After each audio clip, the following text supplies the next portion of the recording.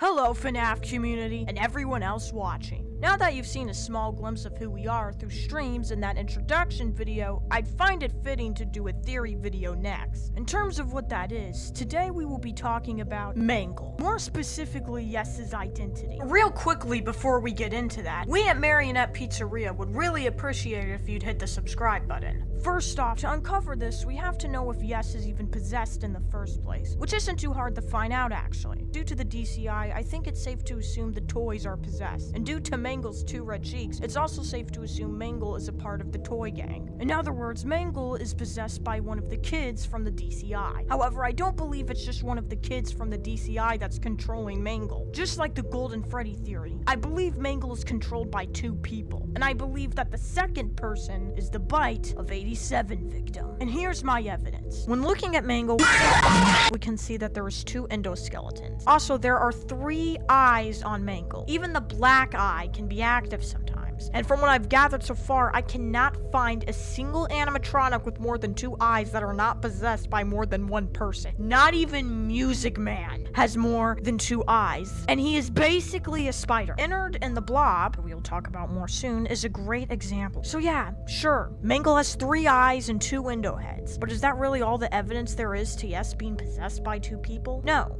And that's where the bite of 87 comes in. Even though in the FNaF 1 call, Phone Guy says, then there was the bite of 87. Yeah.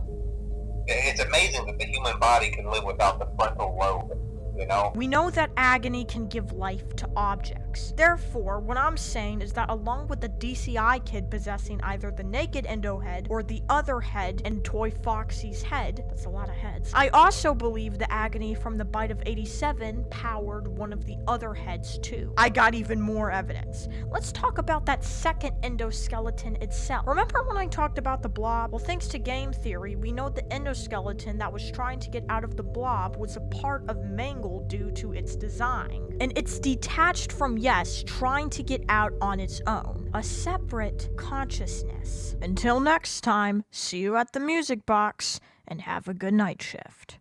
Alrighty, that will be it for this theory.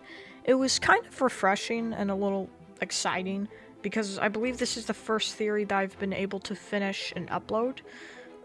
So yeah, and also another way to look at this theory is from a storytelling standpoint, in the sense that the crying child story and how he's most likely possessing, Golden Freddy, which is Fredbear's suit, and how, you know, just like how probably I'd say Jeremy died from the bite of 87, and, you know, that, you know, had an effect on Mangle being possessed.